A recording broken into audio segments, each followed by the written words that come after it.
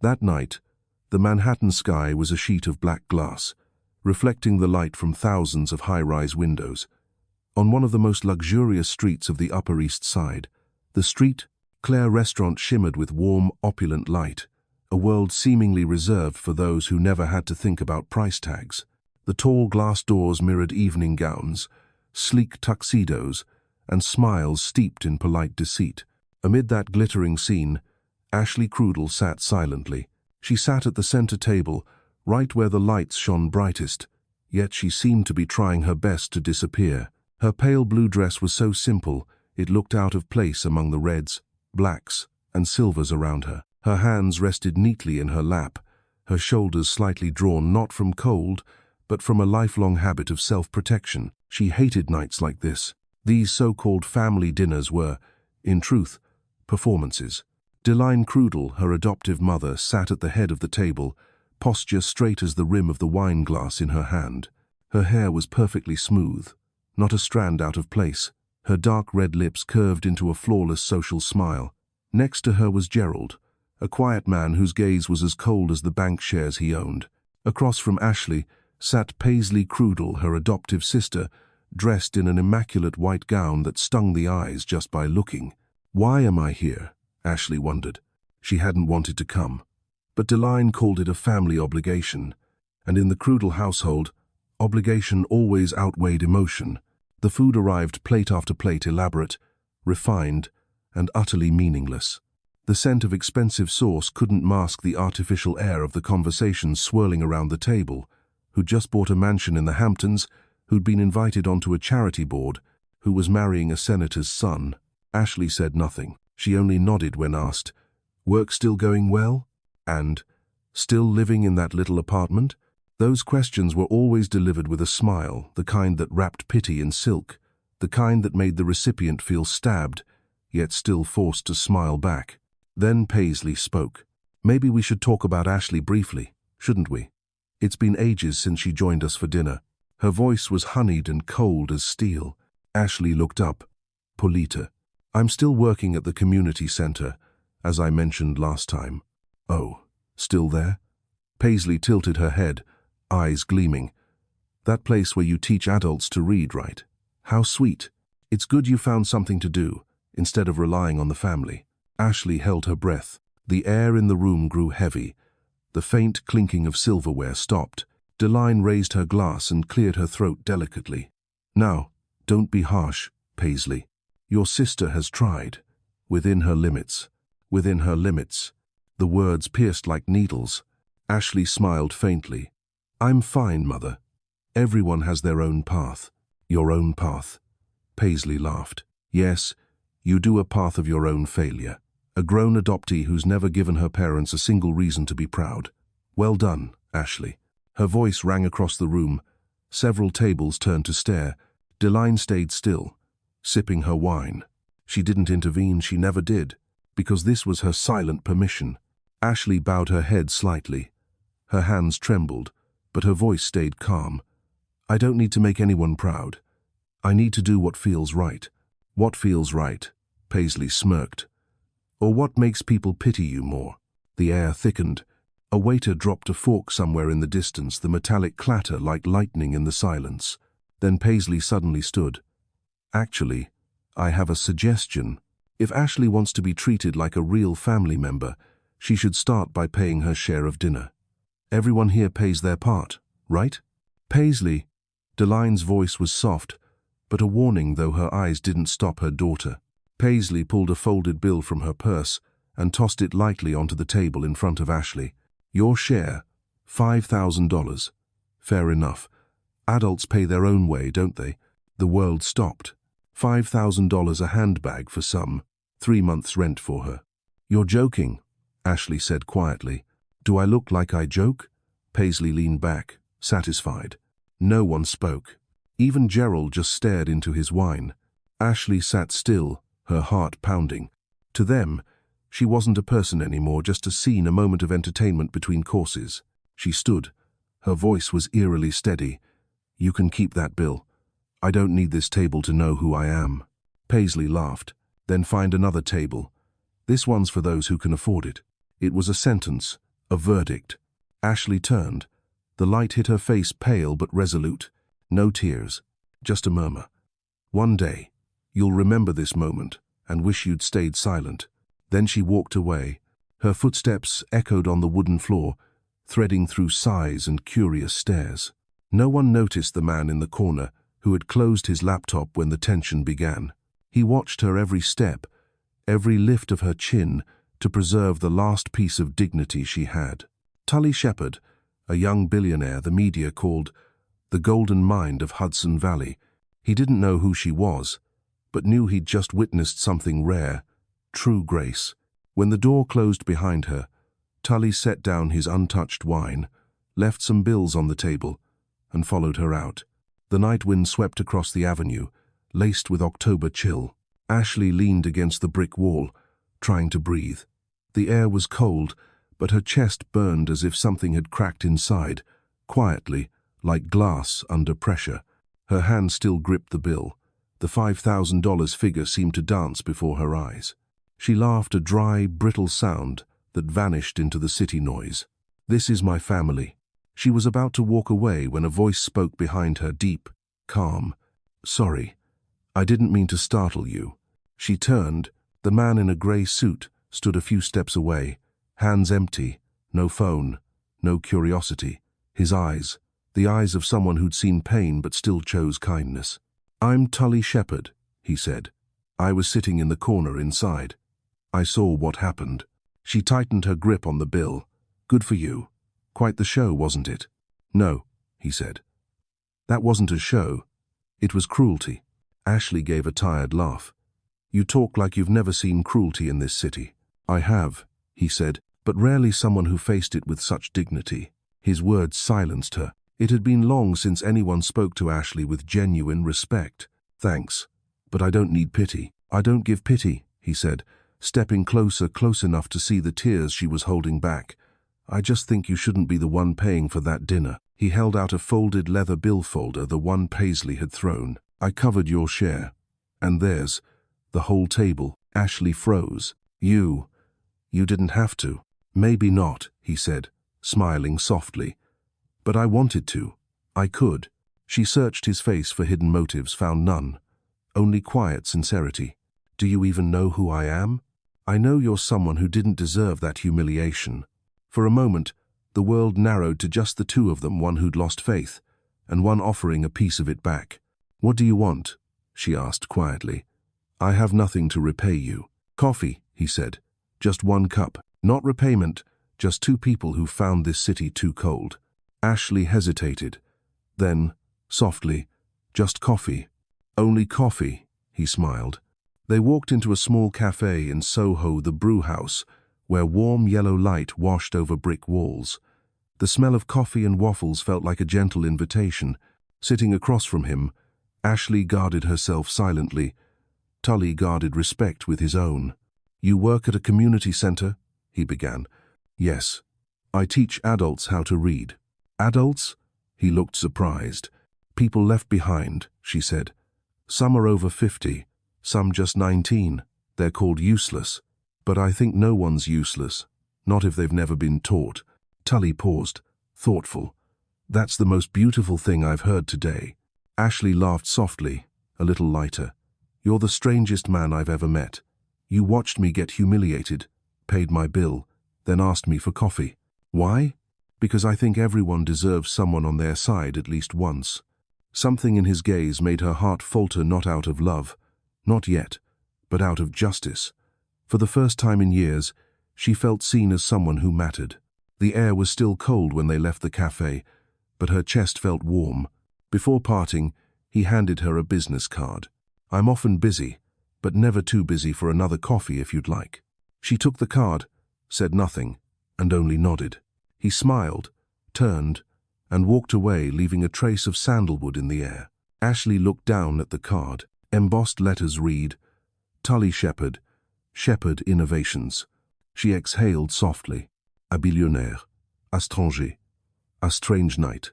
She didn't know it yet, but that moment on a wet street, her heart quietly stitching itself back together, began a long journey. One where love, faith, and truth would be tested in every way possible. And she, the girl cast out from her family's table, was about to take her seat at another, the table of destiny.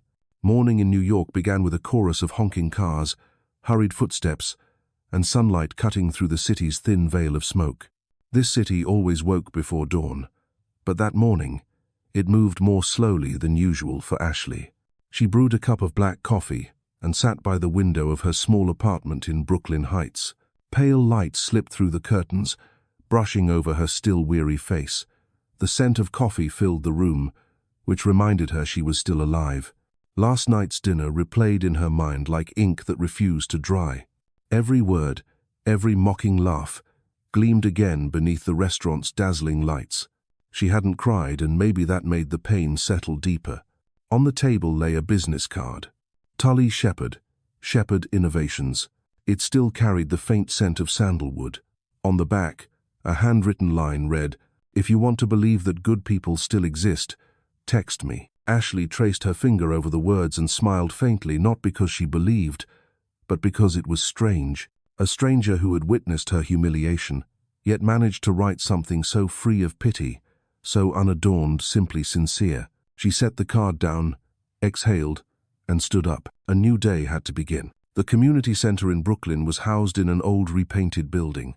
The walls still bore faint yellow stains, but laughter filled the air. Ashley stepped in, greeted by the smell of paint, paper, and quiet conversation. "Morning, Miss Crudel," a voice called out. Ramona Vega, a woman in her 50s with salt and pepper curls, was fumbling with her notebook. "Good morning, Ramona." Ashley smiled. "Today we're learning the word confidence. Remember? Confidence." Ramona sounded it out slowly, then looked up. "What does it mean again?" "It means believing in yourself," Ashley said softly, "even when no one else does." Ramona studied her momentarily before saying quietly, "Like you, right?" Ashley paused. The words caught somewhere in her chest. She only smiled. "You're getting better every day, Ramona. That's real confidence." The lesson went on, full of hesitant readings and small, genuine smiles.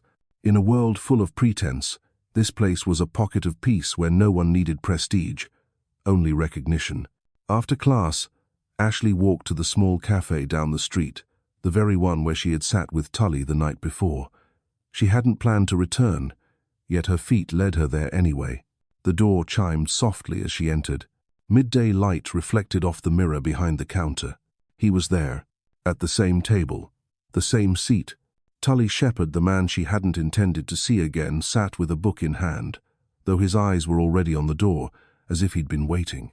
"Good afternoon," he said, setting the book down. "Do you come here often?" Ashley asked, trying to sound casual. "Only since last night," he smiled, "after meeting you." She shook her head, amused. "You must have too much free time." "Not really. Some things are worth making time for." They ordered coffee. This time, she chose a latte. He took an Americano. "How's work?" he asked lightly. Ashley told him about the older students learning to read at the community center. He listened, not with polite nods, but with real attention. When she paused, he asked, "You teach them? But who taught you to hold on to that faith?" She blinked. "No one," she said quietly. "I just didn't want to become like them." "Them? The ones who've forgotten what kindness is." Tully nodded. "I understand." Then, briefly, he told her about his childhood in Seattle, poor but proud. A mother who worked as a seamstress, and a father who left early. He'd done every odd job imaginable before founding his first company. "You were poor?" she asked, genuinely surprised. "Yes. Poor but never cheap." He smiled. "There's a difference." That line made Ashley laugh, the first real laugh she'd had in days. They talked until the light on the table shifted from gold to amber, their coffee gone cold. Neither noticed the passing time. As she was about to stand, Tully asked, "Do you have class tonight?" "No." "Then, have dinner with me. Somewhere ordinary this time, not like last night." Ashley hesitated. Part of her wanted to refuse, afraid that closeness could mean vulnerability. But his voice, his eyes, there wasn't a trace of pity in them, only quiet sincerity. "Just dinner," he added. She nodded. "All right." And so began another dinner. No crystal, no blinding chandeliers, just two people by a window in a small Brooklyn diner, where she could finally breathe without fear of judgment. The diner sat on a quiet street, far from the city's noise. Outside, the streetlights cast soft gold across the glass, reflecting two figures, a man and a woman, sharing a quiet smile to the tune of distant jazz. Ashley sliced her pizza, smiling faintly. "This is the first dinner in years where I don't feel like I'm being judged." "Why would you be judged?" Tully asked, leaning back. "Because I'm not like them. I don't carry the Crudel name by blood, just by adoption. To them, I'm a charity project, an accessory to make them look better." Tully was silent for a while before saying, "They're wrong." She gave a half smile. "People can be wrong as long as they have the power to be." He tilted his head. "You sound like someone used to living in the dark." "Maybe," she said, gazing out the window. "But I don't hate the dark. It helps me see who truly carries the light." He smiled at that. "You know, I meet hundreds of people every day. All of them talk about success, money, vision. But no one's ever made me stop to hear them talk about kindness." She looked at him. Was that a compliment? It was the truth. They fell into a soft silence. Outside, the wind nudged the wooden sign, its faint knock echoing like a heartbeat between pauses. Then Ashley spoke quietly. "I don't believe good things come easily, Tully. I believe in living kindly, even if no one notices." "Maybe that's what makes you different," he said. "And why do I want to see you again?" She smiled. "You should be careful. I'm not exactly the kind of woman your world would approve of." "I don't need their approval," he said gently. "I just need you to show up when I'm tired of all the pretense." She lowered her gaze, hiding a smile behind her glass of wine. After dinner, they walked along the river. City lights shimmered on the water like fallen stars. "Why do you do what you do?" Ashley asked. "Helping, investing in communities, fighting for fairness, none seems profitable." Tully looked into the distance. "Because I was once the one no one helped. I know what it feels like to be left behind. And if I can change that for someone else, then maybe I still have a reason to believe." "Believe in what?" "That humanity still has a chance to be saved." Ashley was silent, then whispered, "You make me feel small." "No," he said, turning to her. "You're just humble, and that's beautiful." In that moment, beneath the cold wind and warm streetlights, something delicate began to take root between two people long bruised by life. When they parted at the door of Ashley's apartment, Tully said, "Thank you for not letting me have dinner alone. Thank you for not asking too many questions." He smiled. "Can I next time?" "Maybe. Then I'll hold you to that." She watched him walk away, tall, steady, a soft halo of light trailing over his shoulders. She didn't know why his presence felt like safety, but for the first time in years, she believed someone saw her not as an outsider, but as a person. Inside, she placed his business card beside her half-empty cup of coffee. She picked up her phone, hesitated a few seconds, then typed a short message. "Thank you for dinner." The message was sent. A minute later, the screen lit up. "You're welcome, but if the weather's kind tomorrow, let me buy you morning coffee." Ashley read the message, lips curling into a small smile. Outside, the city lights flickered like 1,000 heartbeats, and somewhere in that vast night, a new story quietly began, gentle and warm, like a light shining through New York's autumn air. The next morning, a thin layer of clouds veiled New York's sky, and soft silver light filtered through the window of Ashley's small apartment.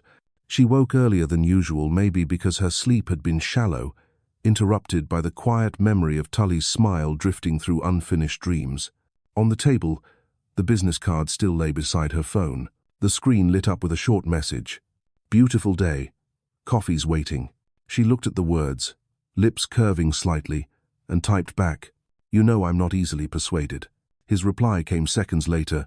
"I'm not trying to persuade. I'm inviting."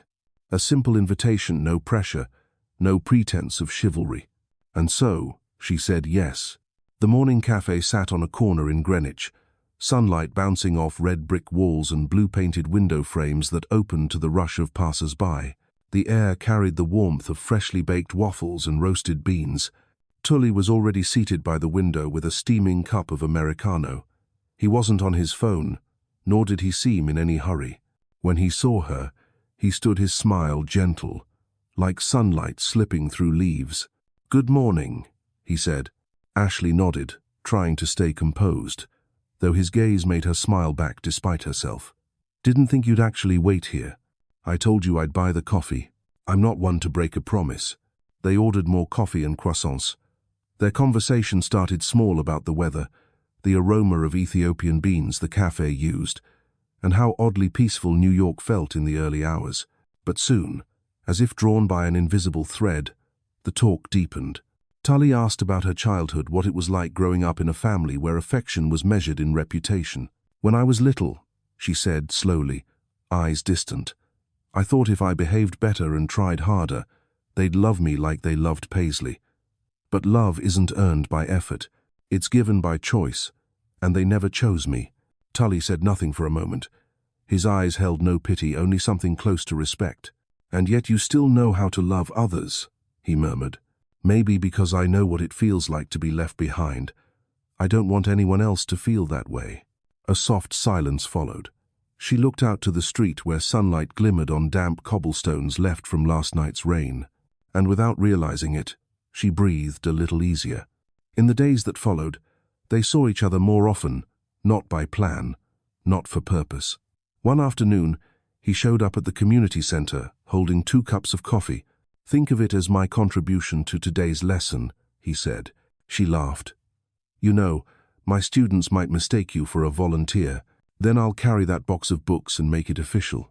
He rolled up his sleeves and lifted the heavy boxes without complaint. The students watched, curious, a tall man in an unbuttoned suit jacket helping arrange chairs. "Who's this guy?" Ramona asked with a mischievous smile. "The coffee delivery man," Ashley said, and the room erupted with laughter. That day's class felt lighter than usual. Tully was the first to clap when one student finally read an entire paragraph without stumbling. He turned to Ashley and said quietly, "This feeling, it's better than closing a big deal." She looked at him, surprised. "You really think so?" He nodded. "At work, I see profit. Here, I see worth." That evening, they walked across the Brooklyn Bridge. Lights shimmered on the East River below, like thousands of fallen stars. The wind carried a salty chill. Ashley pulled her scarf tighter. Tully glanced at her and asked softly, "Do you ever get tired of being strong?" She lifted her head. "Always." "Then why keep trying?" "Because if I fall, no one will stand up for me." He nodded, thoughtful. "I get that. But sometimes leaning on someone isn't a weakness. It's just being human." She looked at him, and in that fleeting moment, the bridge lights seemed to fade into their eyes, warm, steady, unspoken. Something gentle, not rushed, not loud, just 2 souls recognizing each other in a crowded world. The next day, it rained, that kind of rain New York is famous for, thick, cold, and relentless. The power went out at the community center, but Ashley still came. She sat in the dim classroom, the faint light from the window reflecting off the desk. She opened her notebook and wrote, "Strength isn't about never falling. It's about standing again, even when hurt." A soft knock came at the door. She looked up, and a smile bloomed naturally when she saw him. Tully stood there, raincoat dripping, 2 hot coffees in hand. "I figured you wouldn't go home even if the sky fell," he said, voice low. "You figured right." He stepped in and set the cups down. The room held only 2 people, the sound of rain mingling with the warmth from the coffee cups. "Aren't you afraid of getting soaked?" she asked. "I used to be afraid of missing something more important," he said, meeting her gaze. In that moment, no eloquence was needed. The air between them was enough. She chuckled softly. "You're terrible at small talk. I'm not built for small things." Outside, the rain thickened, but inside, time seemed to still. Later that night, when Tully walked home, they stopped under the light by her door. The street lamp shone on the wet pavement, scattering like liquid glass. "Thank you for everything," she said softly. "Not for the coffee, but for listening, for not trying to fix me." She smiled faintly. "You just let me be." He paused, then said, "I don't think anything in you needs fixing." They stood there for a while, and the only sound was the steady fall of rain. She wanted to say more, but the words caught in her throat. He reached up and brushed a damp strand of hair from her forehead. "It'll stop raining tomorrow," he said. "I'll buy the next coffee, and I'll pretend to think about it," she replied. They laughed a real laugh, like the first ray of sunlight after a storm. When Tully walked away, Ashley stood watching, her hand pressed lightly against her heart where something had begun to grow. Not love, not yet. Something rarer, trust. Back inside her small apartment, the desk lamp cast a warm glow over the familiar card. Tully Shepherd, Shepherd Innovations. Beneath it, the handwritten line remained, "If you want to believe that good people still exist." Ashley touched the words and whispered, smiling, "Maybe. I'm starting to believe." Outside, the rain kept falling, but inside her, a small dawn had begun to rise. Autumn had fully arrived in the city. The trees along Madison Avenue turned gold, leaves scattering across the sidewalks like sunlight captured in motion. October in New York carried a gentle chill that made Ashley's mornings more peaceful. Every day after teaching at the community center, she stopped by the small cafe in Soho, where Tully was usually waiting 2 cups of coffee and a patient smile already there. They no longer needed invitations. Everything between them unfolded naturally, softly, like a quiet ritual. "You're earlier than I," Ashley said as she stepped in, unwrapping her scarf. Tully glanced at his watch and smiled. "No, you're just late," she laughed. "I had an extra class this morning." Ramona read her first paragraph ever. I couldn't miss that moment. She must have been proud. I was, too. Tully studied her for a long moment, his gaze filled with something tender and wordless. Ashley noticed but didn't look away. She wasn't the woman who avoided his eyes anymore. Their meetings became a rhythm, woven between lessons, laughter, and conversations that only the two understood. One evening, Tully arrived at the center with a small box of pastries. He had written on it himself. To celebrate the first student who read an entire page, Ashley couldn't help smiling. "You really don't know how to be modest, do you?" "I don't," he replied, voice low but warm, "but I know how to share happiness."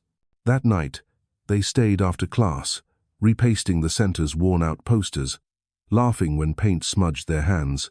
Tully didn't care about the stains on his designer shirt. He kept helping, patient and unbothered. "You're strange," Ashley said, sitting on a wooden table, legs swinging. "A billionaire fixing posters with me.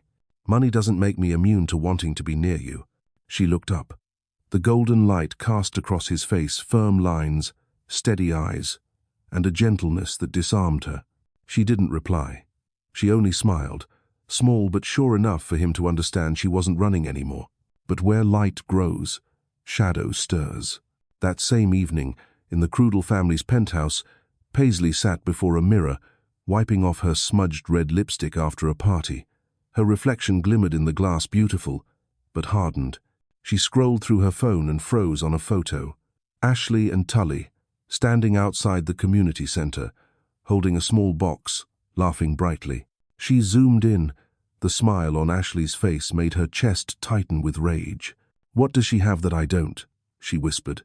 To Paisley, everything connected to Tully was something to be possessed. His reputation, admiration, and how people looked at him. He was the man the Manhattan elite adored, making him a prize she had to claim. But Tully never looked at her that way. He looked at Ashley, the girl Paisley still saw as an unworthy shadow, the adopted charity case, who didn't belong in their glittering world. Paisley took a long breath, then picked up her phone. "We once talked about background checks, didn't we?" she said into the receiver, quiet but sharp. "I want everything on her, everything." The game of envy began with such calls, silent, cold, and precise. A week later, Ashley received a call from an unknown number. The voice was soft, but unpleasantly familiar. "Hello, dear. It's me, Paisley." Ashley froze. "What do you want?" "I just want to talk. A coffee, that's all. We were sisters once. The least you could do is hear me out." Ashley hesitated and then agreed, not out of trust, but to end it once and for all. The cafe on the Upper East Side was elegant and cold. The air smelled of perfume so thick it almost drowned out the coffee. Paisley arrived right on time, white dress, a silk-smooth smile. "You look different," she said, voice sugary but her eyes sharp. "Seems that little community center has made you radiant." Ashley met her gaze. "What are you trying to say?" Paisley stirred her coffee slowly. "I've heard you're getting close to someone. Someone influential. Shepherd, right?" Ashley said nothing. Paisley continued. "Men like him don't belong to your world. Don't let yourself become his amusement. Men like that enjoy women who are different but only for a while." The words sliced like glass. Ashley kept her composure. "If you see me as a threat, then you're right. But not to him, to what you pretend to be." Paisley smiled, though her eyes went cold. "Still arrogant, aren't you? Always believing kindness can make people respect you." Ashley stood, leaving her untouched cup behind. "And you still don't understand some things can't be bought. Like dignity." She walked out, the chill wind brushing her face, but she felt strangely steady inside. Behind her, Paisley watched, her smile fading into something darker, the tightening coil of a game she had already set in motion. That night, Tully received an anonymous email. Subject line: "About the woman you're dating." Inside were photos, scattered sentences, vague suggestions of a questionable past. He stared at the screen for a long time, his expression unreadable. It hurt to know what she was against, not because he believed. When Ashley called that night, he answered, voice calm. "You okay?" "I am." "You?" "I just wanted to hear your voice." Not a single word about the email. No accusations, no questions. He knew if what they had was real, it didn't need proof.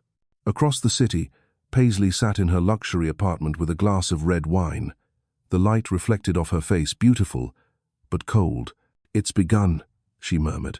On the table around her were envelopes, documents, and old photos carefully edited, deceptively placed. Her board was ready, and Ashley Crudel, the girl once thrown out of a family dinner, was now the central piece in a game built on jealousy. But Paisley didn't know. Tully Shepherd was not easily swayed. And in every game, some pieces that look weak are the ones that can change the board. Outside, the wind picked up. Dry leaves swirled through the air. By the window of the community center, Ashley sat smiling, teaching Ramona to spell a new word. Hope, H-O-P-E, hope. A simple word, yet enough to brighten the gray sky that was slowly gathering above. Late October brought a quiet chill to Manhattan's long streets. The cold wasn't harsh yet, only a slow breath, as if the city braced for winter. Ashley sat by the community center's window, watching the branches sway outside. Something about the morning felt different, not because of the weather, but because of the look in Tully's eyes earlier that day. Warm, yes, but shadowed by something unsaid. She knew he was hiding something. Not decide worry. That afternoon, they met at their usual cafe in Soho. The windows were fogged, the scent of fresh espresso lingered, and faint jazz drifted through the air. Ashley arrived early, her hands wrapped around a latte, eyes drifting toward the street where golden leaves rolled along the pavement. When Tully came in, the wind followed him, carrying a trace of cold.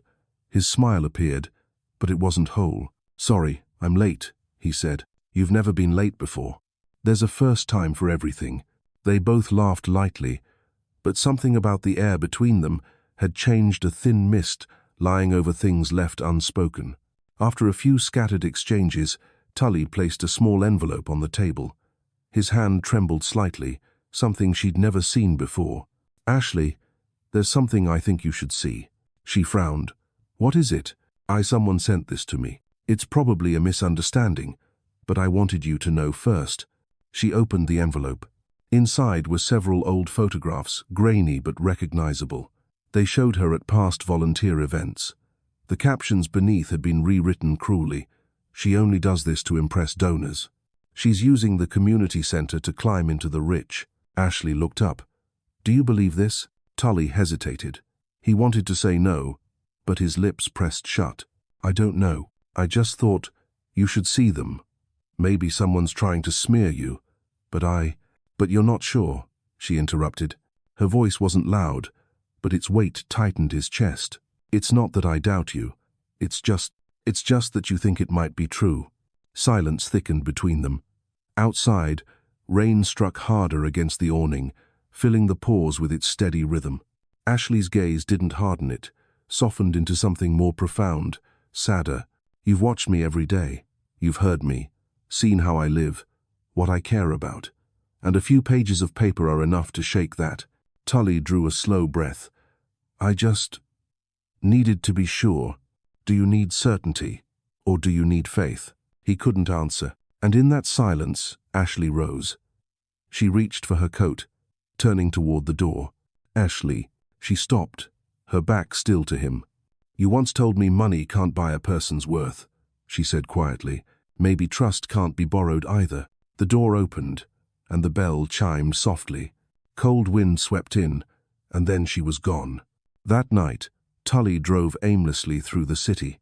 The streetlights flashed across the windshield like memories he couldn't outrun. He kept seeing her face as she walked away. Not angry, not even hurt, just disappointed. He couldn't bear that. The disappointment of the one person who believed in him most. Back home, he called Daniel, his lawyer and old friend. Daniel, I need you to trace where these photos came from. Who sent them, and why? Daniel studied the papers and nodded, understanding immediately. You think someone's behind this? I don't think, I know. While Daniel gathered the envelope, Tully sat with his head in his hands. He thought back to Paisley, how she'd invited him to that charity gala months ago, and spoke of generosity, virtue, and Ashley. Her eyes that night bright, but cold. Pieces began to align in his mind. Paisley Crudel, he muttered. Her name keeps showing up in every storm around Ashley. Daniel nodded. I'll find out, and if it's her, she'll regret it. 2 days passed, new messages, new calls. Ashley buried herself in work at the community center, teaching extra hours, cleaning, rearranging books, anything to avoid the echo of silence when she was alone. Ramona noticed. Miss Ashley, she asked softly. Something wrong? Ashley smiled faintly. No, just cold weather. Ramona didn't believe her. She laid a gentle hand over Ashley's. You taught me to read the word hope. Now I'll teach you another trust. Believe, dear. If someone's worth it, they'll find their way back. The words brought a sting of tears to Ashley's eyes. She nodded, though fear still lingered. Trust was the most fragile thing she knew. On the third evening, as she locked the center's door, Tully appeared at the top of the stairs. His grey coat caught the faint light, a folder in his hand. What are you doing here? She asked, her tone calm, restrained. To apologize. You don't have to. I do. He stepped closer, setting the folder on the table by the door. Daniel traced everything. The photos were doctored, the captions were fabricated, and the source, he paused, came from Paisley Crudel's email. Ashley froze. Tully's voice softened. I should never have doubted you, not for a second. That was my failure. She looked at him quietly. The air smelled faintly of chalk and rain-damp wood. He moved one step closer. I'm not asking for forgiveness right away. Just a chance to make it right. She was silent for a long time, then said gently, You hurt me, but at least you found the truth yourself. That matters. He exhaled like a season of cold had just lifted from his chest. I promise, he said, no one will ever come between us again. She shook her head lightly. Don't promise, just show me. That night, they sat once more in their little cafe, no more distance, but no confessions. Tully watched her quietly. She leaned back for the first time in days, breathing easily again. You know, she said, trust is like glass. You can piece it back together, but the cracks will always remain. Tully smiled faintly. Then I'll guard that glass carefully. Outside, the first snow of the season drifted through the streetlights. She turned her cup slowly in her hands, watching the condensation on the window. I've never seen snow in New York, so I feel this peaceful, she murmured. Maybe because this time, you're not watching it alone. His answer warmed the space between them. She looked at him, smiling, petite, fragile, real. Later, at her doorstep, she paused before going inside. I haven't forgiven you completely, she said softly. I know, but I'm not angry anymore. He nodded. That's enough for me. She smiled, and the door closed gently. Tully stood under the snow, watching the light spill from her window. Inside him, an unspoken vow settled deep. He would protect her with everything he had and never let that crack widen into a fracture. Outside, the snow kept falling, covering streets, wounds, and mistakes alike, the way winter always does in this city, softly, patiently, giving people another chance to begin again. Winter had truly come. The town wore its soft grey coat, and people's breath dissolved like smoke. On the Lower East Side, streetlights glowed dimly over a thin layer of snow, their reflections flickering gold like slow-falling memories. Ashley had grown used to the cold. She still walked to the community center each morning, carrying her hot coffee thermos and faded wool gloves. Her life, though simple, had found its rhythm, and somewhere within that rhythm was Tully's quiet presence. He didn't appear daily, but when he did, he came quietly. Sometimes, she would only leave a small paper bag on her desk, with a handwritten note, "For the one who teaches others to read and taught me to believe." Every time she saw it, she smiled. Something in those gestures, small, unspoken, made her believe the cracks in their trust were slowly being filled with patience. One evening, the center was nearly empty. Snow fell heavier than usual, blurring the windows in a quiet white haze. Ashley stayed behind to clean alone. She was wiping down a desk when she heard a knock. When she opened the door, Tully stood there covered in snow, coat dusted white, 2 steaming cups of coffee in his hands. "I figured you'd still be here," he said. Ashley smiled, taking a cup. "I still haven't learned how to leave on time. And I still haven't learned how to stop thinking about you," he replied. Her hand froze midair, the cup's warmth seeping through her gloves. "You know that sounds dangerous, right? Only if the person hearing it is afraid it's true." She looked at him, soft hallway light brushed across his face, deep and calm. In his eyes, she saw both safety and fragility. "You came all this way just to say that?" she teased. "No," he said, setting his coffee down. "I came because there's something you need to know." He straightened, his tone changing. "Daniel found out someone's been collecting information on you. Not just photos, background, finances, every connection you have." Ashley's fingers tightened around her cup. "Paisley?" He nodded. "Most likely, but I want to be sure before I act." She fell silent for a moment. "They won't stop, Tully. My family know. They will never allow me to be happy. Then let me stand in front of you." Her eyes softened, yet her voice stayed steady. "You can't fight the whole world for me, Tully." "I'm not fighting," he said quietly. "I'm just not letting you fight alone anymore." For a moment, words failed her. Only the sound of falling snow filled the space, the warmth of coffee rising between them like a fragile thread that held them together. Later that night, when he walked her home, they stopped at the entrance to her small Orchard Street apartment. She was about to say goodbye when he reached out, brushing a stray lock of hair from her cheek. "I'll be staying in Manhattan for a while," he said. "There's something I need to take care of." "What kind of something?" "Let's just call it preparing for the second storm." She laughed softly. "You always talk like you're in a movie. Maybe because your life deserves to be one." The words caught her off guard, not for their sweetness, but for how true they sounded. When the door closed behind her, Ashley leaned against it, exhaling slowly. Fear and faith coexisted inside her chest, fear of the storm coming, but faith that she wouldn't be standing in the wind alone this time. 2 weeks later, the financial world buzzed with breaking news. A massive data leak tied to companies under the Crudel family's investments. Stock prices tumbled. Journalists named names. At the center of it all, Paisley Crudel. Ashley read the headline, heart pounding, not out of joy but dread. She knew what Tully had done. He hadn't fought, just as he'd said. He'd brought the truth into the light. That evening, when he came to see her, she was waiting. "It was you, wasn't it?" she asked. He didn't deny it. "I only provided the evidence. The authorities handled the rest. You didn't have to protect me like this." Tully stepped closer. "I didn't do it to protect you. I did it because what they did was wrong. Staying silent would have made me part of it." She looked at him for a long time before whispering, "Then you'll be the one they come for when they strike back? I can handle that. And what about me?" He paused. Ashley's voice softened, trembling with strength. "I've lived my whole life being overlooked, treated like less. I can take that. but I can't watch someone I care about be dragged into their darkness because of me. Do you understand? He met her eyes, voice quiet. I do, but I also know that if I stay on the sidelines, I'll lose what matters most to you. Tears welled before she could stop them. She turned away, but he saw. He stepped forward, wrapping his arms around her from behind. You're not alone anymore, he murmured. She nodded, her chest tight, equal parts ache and warmth. She could feel the storm was coming, but her hands weren't empty this time. That night, as he left, snow blanketed the city. The lights reflected against low clouds, turning Manhattan into a glowing, silver painting. Paisley stood uptown by her window in her high-rise apartment, staring at the streets below.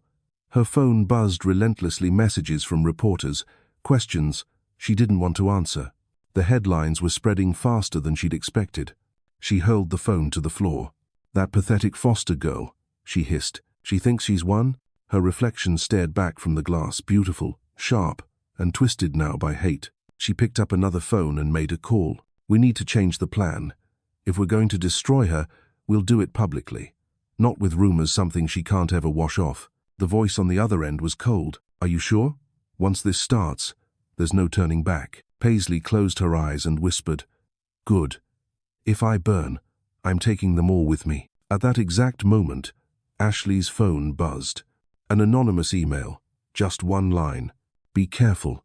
Everything's about to begin again. She stared at the words, a chill crawling down her spine. Whatever was coming, it wouldn't be whispers this time. She stood and pulled the curtains aside. Snow still fell softly, glowing under the amber streetlights. And to the quiet city, she whispered, If it's war they want, then at least I won't run this time. Outside, New York slept under the snow, peaceful, almost still, the kind of peace that always comes before a storm. December. The city lay under its thickest snow of the year. Every sound seemed muted, the roll of tires on wet pavement, the low hum of conversation, the faint chime of wind bells on balconies. In its white blanket, New York pulsed only with the warmth of human hearts. Ashley stepped out of the community center, her long coat pulled tight around her. Dusk fell faster now, but she still chose to walk home, her quiet ritual after teaching literacy through the day. She didn't know that a cruel plan had begun elsewhere in the city. In Paisley's apartment, the glow of several monitors bathed her face in cold light.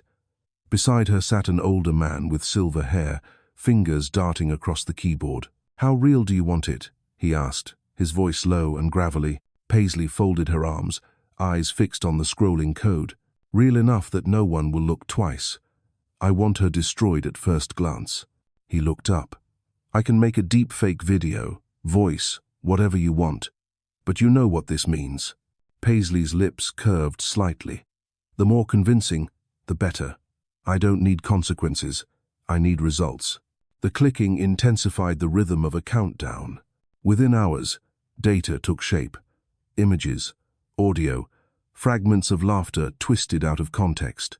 It all formed a perfect truth, a fabricated story designed to be believed. Paisley stared at the final product, eyes glinting. Send it. 6 a.m. The man nodded and pressed enter. While the city still slept, the digital poison began to spread. 6:45 a.m. Ashley's phone buzzed non-stop calls, texts, notifications flooding in. She barely had time to process until Ramona, her oldest student, called, her voice trembling. Ashley, don't go online. Something's wrong. They're saying things, bad things. Her pulse spiked. She opened her phone and the world shattered. Her screen was filled with videos, her face, or something horrifyingly close, spliced into obscene, compromising scenes. Captions screamed, Community teacher exposed. Manipulates kindness for money and men. Hundreds of comments followed, vicious words from strangers who knew nothing about her. Ashley sank into a chair, the phone slipping from her hand. She didn't cry. She just sat there, heart hammering against the silence. An hour later, Tully burst into her apartment. He already knew. Without a word, he knelt, picking up her phone. He skimmed the screen, his eyes turning sharp and dark. Ashley, he said softly, I saw it, and I know it's fake. She looked up, her voice barely a whisper. But they don't care if it's real. They want a show. He pulled her close, his arms strong, steady. No, you don't owe them a word. Let them believe what they want.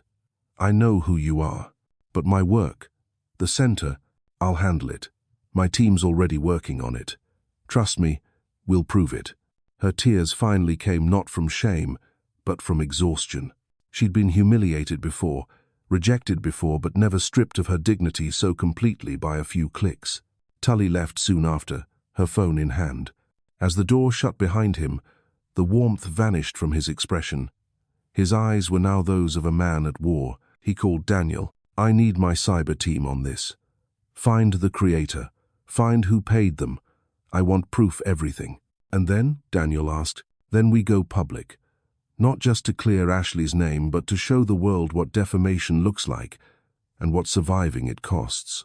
Daniel hesitated, then nodded. He understood. Tully wasn't just defending love anymore, he was defending truth in a world addicted to cruelty behind screens. 2 days later, headlines exploded. Blogs, gossip pages, and anonymous threads feed on the scandal. People dissected the fake video, speculated, and judged. The mob of curiosity devoured her story as if it were a meal. Ashley turned off her phone, her Wi-Fi, even her lights. She sat by the window, watching snow drift through the air, wondering how humanity could believe so fast, hate so easily. When Tully returned, he brought a laptop. I need you to see this, he said. On screen were lines of analysis, facial mapping, waveform graphs, and lighting inconsistencies. The video was built using deepfake tech, he explained. My engineers traced every edit.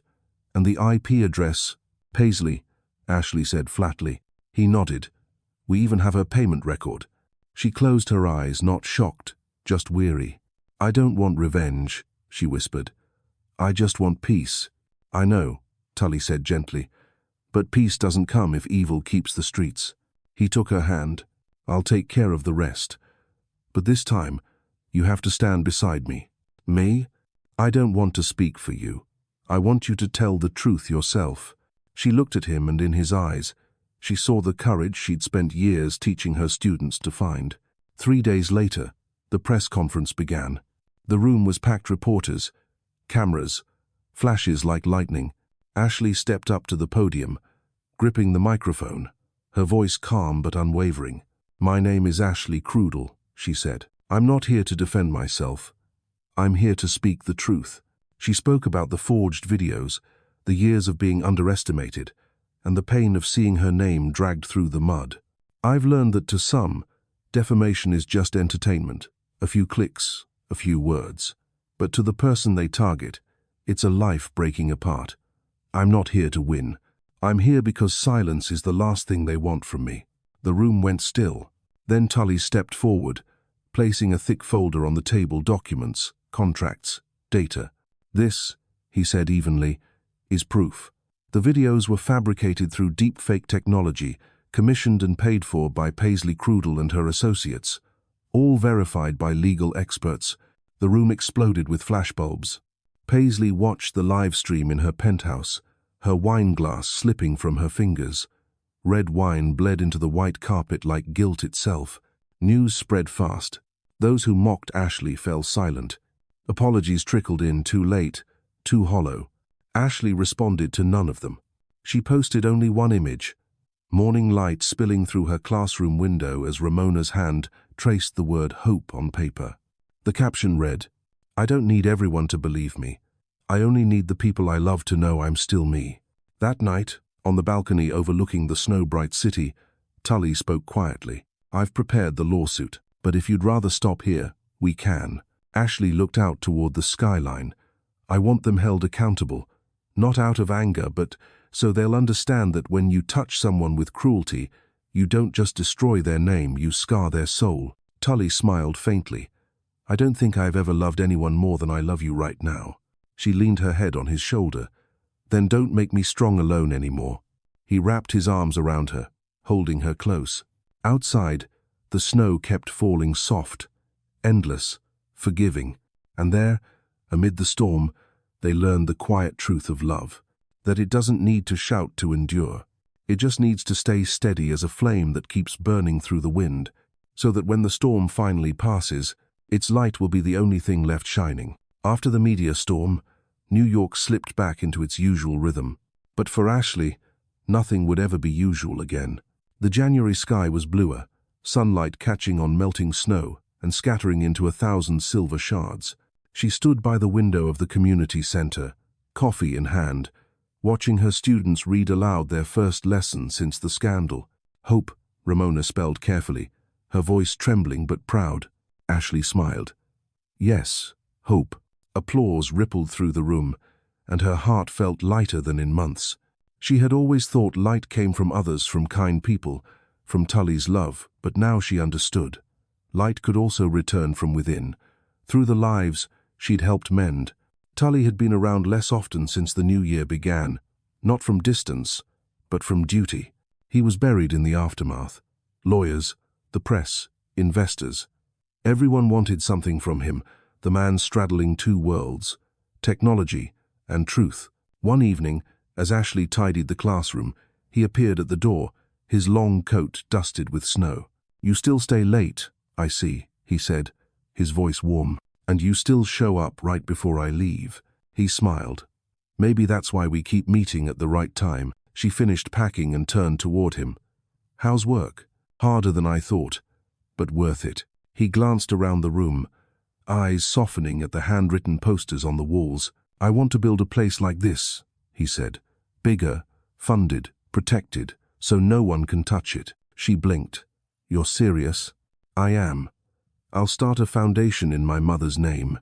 She used to say, if you can change one person's world, you've done enough." Ashley's smile deepened. "She'd be proud." "I hope so, but I think she'd be prouder of you." Ashley laughed softly.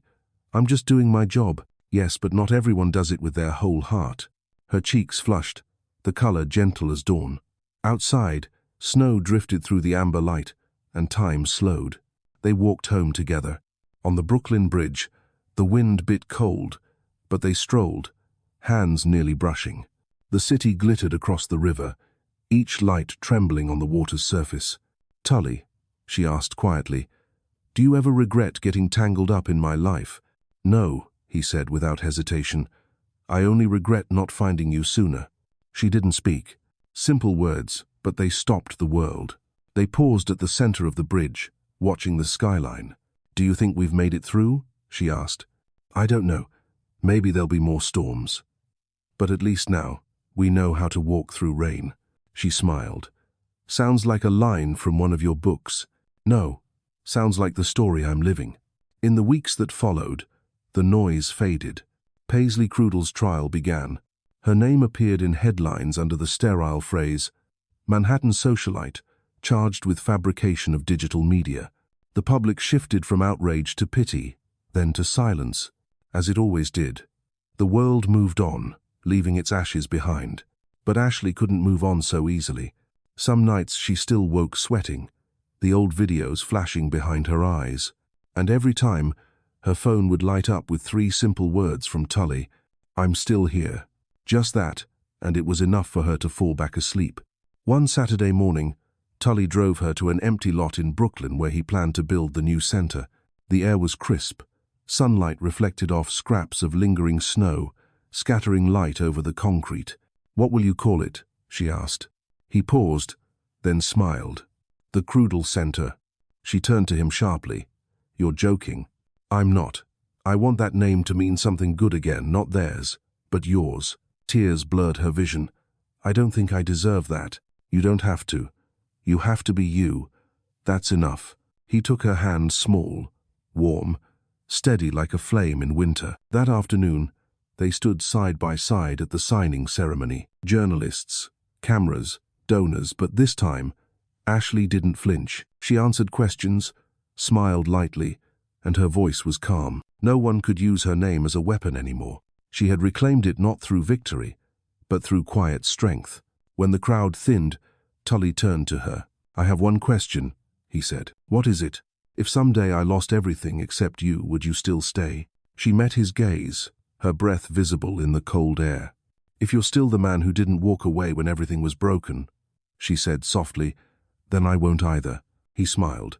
Then I don't need anything else. That night, New York glowed under its winter festival. Fireworks blossomed above Central Park, reflected in 1,000 windows. Ashley leaned against the balcony railing, watching each burst of color bloom and fade into the dark. Do you see it? She said. Every light eventually finds its way back to the sky. Tully stepped behind her, wrapping his arms around her shoulders. And you, he whispered, are mine. She tilted her head, smiling. Then don't let it go out. Never. Below them, the city pulsed with noise and brilliance. But on that small balcony, the world shrank to just two people, two souls who had lost everything once, and found peace again in the simplest thing, staying. The light had returned, not blazing like fireworks, but steady as a candle, warm enough to keep two hearts alive after the storm. February. New York was still cold, but the snow had stopped. The streets began to dry, sunlight cutting through the clouds in thin, fleeting rays. Ashley unlocked the doors of the Crudel Center for the first morning after its opening ceremony. The air still smelled faintly of fresh paint. The chairs were cold, the floors spotless, and the light through the tall windows made everything glimmer as if the room breathed again. She strolled between the rows of desks, brushing her fingers over brand-new books until her touch stopped on a small plaque hanging by the entrance. A place to begin again for those the world forgot. It was Tully's quote. He'd had it engraved without telling her. She stood there for a long time, her chest tightening. Just months ago, she had hidden in her dark apartment, afraid of the world's gaze. Now she was about to open her doors to others who had felt invisible people like her once was. By noon, Ramona arrived, holding a bouquet of white roses. For you, she said softly. I didn't know what to write on a card, so I'll just say thank you for teaching me to read my own name. Ashley pulled her into an embrace. No, Ramona. You helped me reread myself. Outside, laughter echoed the first students arriving, voices full of warmth and anticipation. Among them, Tully appeared not in a suit, no ceremony, just a wool sweater and that familiar calm smile. You okay? He asked. Stepping behind her, watching the students find their seats. Better than I thought I'd be, she said. I knew you would be, he replied. You were born to help people stand back up. She turned toward him. And you were born to remind people kindness still exists. Tully smiled, the afternoon light flickering across his face. In that moment, everything felt worth it, every wound, every tear, every storm. But she didn't know that as light returned, the past quietly returned to her door. That evening, after the center closed, Ashley found a plain envelope on her desk, no return address. Inside was an old photograph, her standing before a small farmhouse at 18. On the back, scrawled in uneven handwriting, "Do you remember your real mother?" Her hands trembled, her heartbeat quickened. Her mother, a word she had locked away for 20 years. Ashley sank into a chair, eyes fixed on the photo. In it, a young girl smiled brightly beside a woman with long dark hair and a sad smile, eyes just like hers. Warmth and pain collided inside her chest. She had never known the truth about her origins. The Crudels had never told her. And now, just when peace had finally returned, the past whispered her name again, this time in the voice of blood. That night, Tully arrived to take her out for dinner, only to find her sitting in silence, the photo before her. Ashley, he asked carefully, what happened? She looked up, eyes distant. You once said truth always has a price, didn't you? I did. Then I think I'm about to pay it again. She handed him the photo. He studied it for a long time, then set it down gently. Do you know who sent this? No. No name, no address. He didn't answer, but his eyes betrayed the thought. Paisley. Ashley exhaled slowly. If it's her, she's gone too far this time. I'll find out, he said. I'll handle it. No, she interrupted. Her voice was calm but firm. This is mine to uncover. He hesitated, then nodded. I won't stop you, but I'm going with you wherever it leads. Ashley's voice softened. I just need to know if my mother is still alive. 2 days later, they drove north of the city toward a small town written on the back of the photograph. Mist covered the road, bare trees lining the way, their branches like quiet witnesses to time. When they reached the house at the end of a gravel lane, Ashley stood still for a long moment. The white door was faded, the window curtains pale blue, trembling in the wind. Her palms were cold as she stepped forward. When the door opened, a woman stood there, thin, gentle-faced, eyes brown and familiar. "Con," the woman's voice broke. Ashley froze. "Is it really you?" she whispered. The woman nodded, tears glimmering. "I'm Evelyn." Ashley moved, falling into her mother's trembling arms. 2 decades of distance vanished in that single heartbeat. Tully watched from the doorway, silent. He knew she needed this, the final missing piece of herself. That night, over a modest dinner, Evelyn spoke slowly. "I never wanted to give you up. But the Crudels came with promises, education, safety, a future. I was poor, sick, and desperate. I thought they'd give you everything I couldn't." Ashley lowered her gaze. "They never told me any of this. I know. They said you needed to believe you were rescued, not taken." Tully's jaw tightened. The words cut deep because now he understood the root of her quiet pain, her constant need to prove she was worthy of love. Evelyn reached across the table, taking Ashley's hand. "I'm sorry for everything." Ashley shook her head, tears falling. "You did what you had to. If you hadn't, I wouldn't be who I am." Evelyn smiled weakly. "I just want you to know, I never stopped thinking about you." The room fell silent, filled only with wind outside and the quiet, broken sobs of 2 women, one who had lost a child and one who had lost her beginning. The next morning, sunlight cut through the fog as they left town. In the car, Ashley held Tully's hand. "Thank you," she said softly. "For coming with me." "Thank you," he replied, "for showing me how gentle courage can be." She smiled faintly. "You know, old wounds never really disappear. They stop hurting when you learn to see them as part of you." He looked at her, voice low. "You're living proof of that." As they returned to New York that evening, the city shimmered with sleepless light. Ashley looked up at the sky. Snow began to fall again, tiny, glistening pieces of memory. She knew now that every wound leaves a scar, but her scars no longer meant shame. They were proof that she had lived, that she had endured, and that she had crossed every storm without ever losing herself. Spring returned to New York with a crystal clarity. The last traces of snow melted from the sidewalks, revealing tender blades of grass and the damp scent of thawed earth. The city seemed to stretch awake from a long sleep, and Ashley, after so many months, finally felt awake too. The Crudel Center was now full of life. New students filled the rooms, and laughter echoed down the halls. When she entered a classroom, people looked at her differently, not with pity, not with curiosity, but with trust. She had become what she once sought, a safe place for others. One afternoon, sunlight streamed through the windows as Tully appeared at the doorway. He stood quietly, watching her teach. Her hair glowed gold in the light, her face calm, her smile gentle as she guided Ramona's hand across a page. He captured the moment, not with a camera, not even with memory, but with feeling, the only kind of image that never fades. When class ended, she stepped out to meet him. "You came without warning," she said, smiling. "I like watching you when you don't know I'm watching."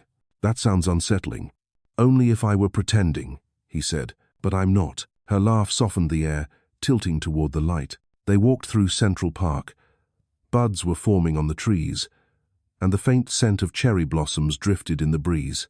Tully sat quietly on a wooden bench by the lake, turning a small card in his hands. "I used to think," he said, "that redemption came from grand things. But it turns out it comes from one person who can look at you and see you, not what you have." She looked up. "And what do you see in me?" "I see the human part of myself, the part I thought I'd lost." She couldn't smile. The simplicity of his words pierced deeper than any declaration could.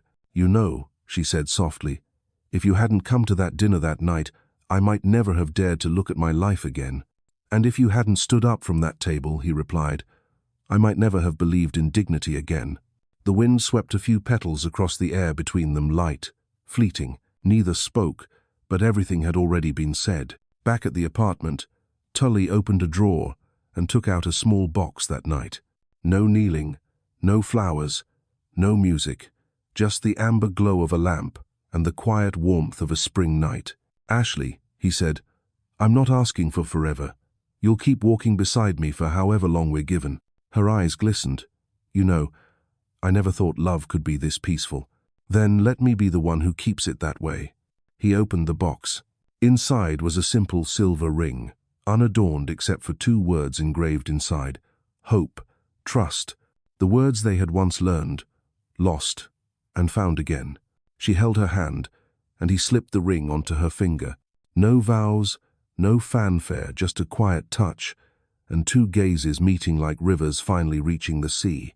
Months later, the Crudel Center opened fully to the public. The launch day was bright and warm. Reporters, students, friends, and even those who once doubted her filled the courtyard. Ashley stood on the podium, microphone in hand. No fear, no tremor. Her voice was low and steady, clear as morning air. There are wounds that never seem to heal, but time and faith can turn them into scars, and when we look at them again, we all feel gratitude for having survived. I'm not here to talk about victory. I'm here because kindness saved me from people who had nothing to give except their belief. She looked down and found Tully in the crowd. He was still, eyes bright beneath the sunlight. After the ceremony, a reporter asked, "Do you feel completely vindicated now?" Ashley smiled, faintly. "Vindication matters less than forgiveness." "Forgiveness for whom?" "For everyone, including myself." Her answer made the front page the next morning, not because it shocked anyone, but because it was true. The woman once buried under the cruelty of public judgment was now smiling at her own past. That evening, Ashley and Tully returned to the Brooklyn Bridge, the bridge they had crossed on that first snowy night. The air was clear, the river beneath them shimmering with light. "Do you remember that night?" he asked. "I do. I told you you couldn't fight the world." "Yeah," he said, smiling. "You were wrong." "Was I?" "I didn't need to fight the world. I just had to stand beside the person who made me believe it was still worth living in." Ashley rested her head on his shoulder. "You know," she said, "I used to think light was something distant. But now I see what happens when someone looks at you with faith. And when you smile," he murmured, "you're that light." She looked out over the city glowing gold across the water, alive, breathing. The wind carried the faint scent of the river, the quiet hum of a world moving forward. They stood there for a long time, with no words or promises. Everything that needed saying was already in the way they stayed through storms, silence, and light. At dawn, sunlight spilled through their window. Ashley woke to the scent of coffee and the sight of Tully at the counter, light pooling on his shoulders. She smiled, the kind of smile that feels like the end of one story and the beginning of another. "Maybe," she said softly, "happiness isn't about having no wounds, knowing you've walked through them and kept the light inside." Tully turned, handing her a cup of coffee. "And that light," he said, "is still here." She took it, looked out over the sunlit city, her eyes shimmering. A chapter closed, not with tears, but with light. The very light they had, at last, became